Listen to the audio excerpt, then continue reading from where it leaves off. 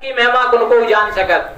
अरे ये सब कोई नहीं है बोले संसार में, बोले जान तो है राम जान सकत, बस और कोई नहीं जान। फिर बोले एक दिक्कत जो हो रही कि जाने राम न सके बखानी, राम के भी नहीं सकत, अकेले जान सकत। ऐसी भरत जी की महिमा है। तो अब जो है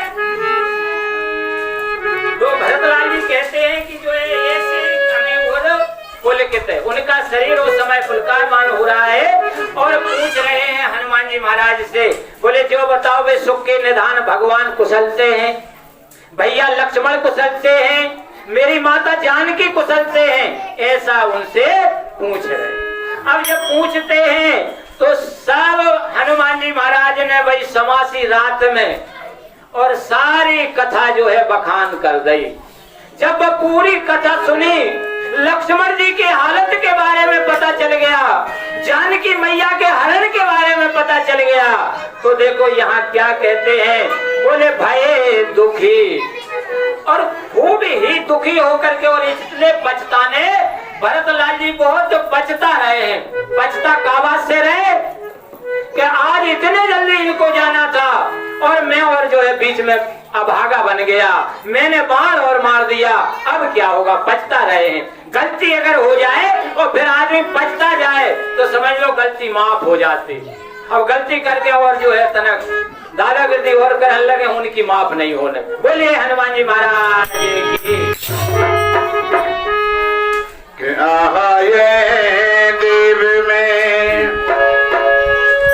आये देव में जग जाए प्रभु के कई काज नयायो।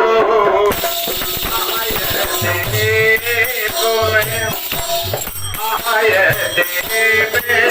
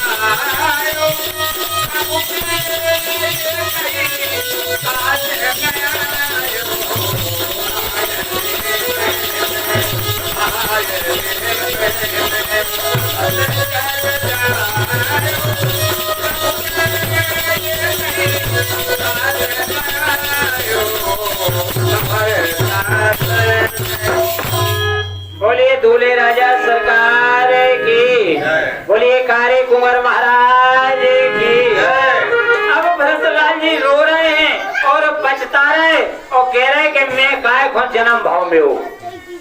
और देखो वास्तव में अगर ये सबके लिए एहसास हो जाए कि हमारा जन्म किस लिए हुआ है, भगवान की सेवा के लिए, और बोले मैं प्रभु के एक ही काम नहीं आ सको, मेरा जन्म ही किस लिए हुआ, ऐसा विचार करके मन बलवीर आज भरतलाल जी मन में धारण धैर्य को धारण किया और हनुमान जी महाराज से बोले, क्या कहने लगे, बोले जी चाहत तुमसे बात करूं, वो जी तो जो चाह रहा हो कि तुमसे जाने के देर तक बता रहा हूं, लेकिन भाई जात तुम्हें देरी है, अब जल्दी बता दो हनुमान क्या इच्छा है। अब देरी है। हनुमान जी कहने लगे, बोले मेरी इच्छा कुछ नहीं, सत्य सत्य मैं बतलाऊं और सूरज उदय होने से पहले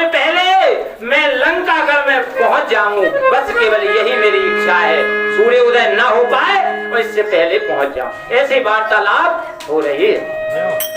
और भले भरत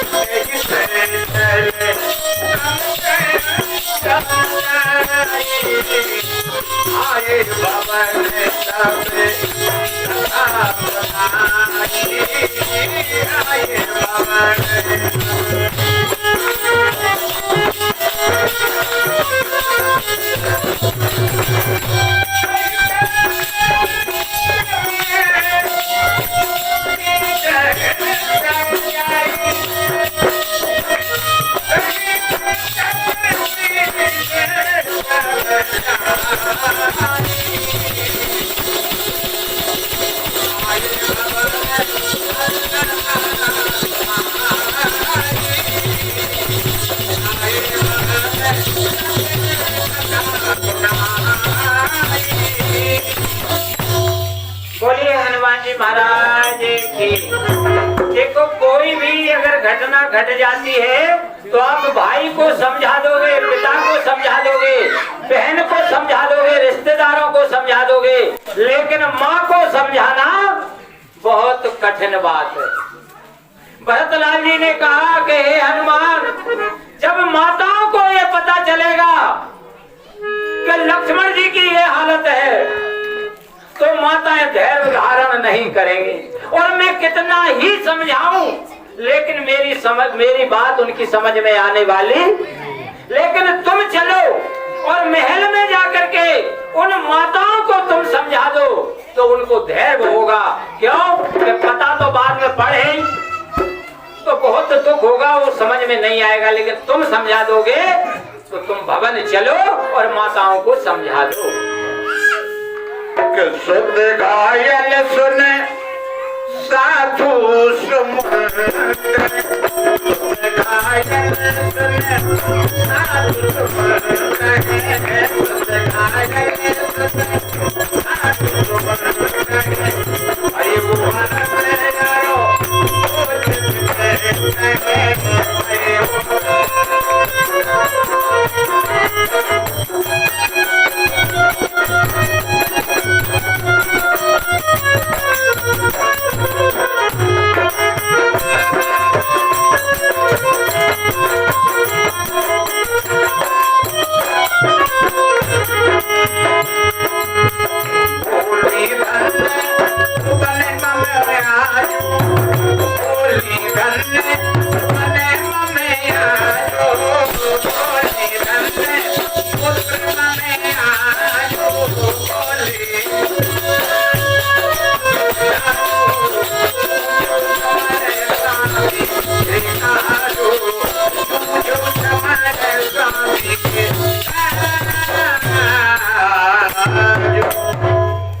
हनुमान जी महाराज की।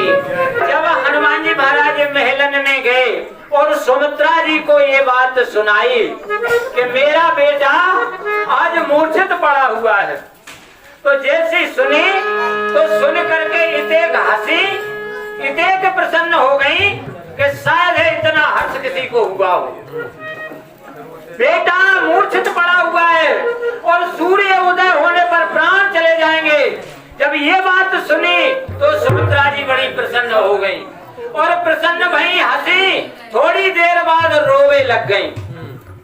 किसी ने पूछा, बोले जो बता, बोले माता जी अभी आप हंस रही थी और फिर रो रही, ये क्या है?